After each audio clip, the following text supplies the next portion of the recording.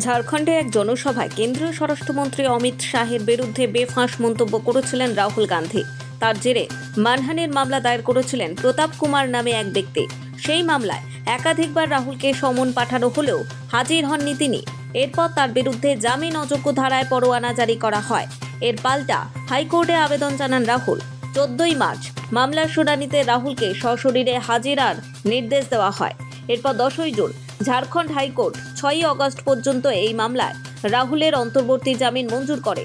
শর্ত দেওয়া হয় রাহুলকে আদালতে উপস্থিত হতে হবে সশরীরে। সেই মতো বুধবার ঝাড়খণ্ডের চাইবাসা আদালতে হাজির হন রাহুল গান্ধী।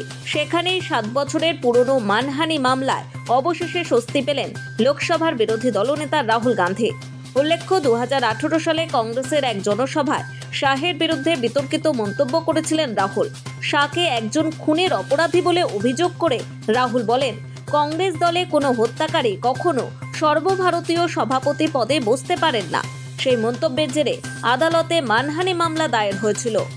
নোবেল বাংলা।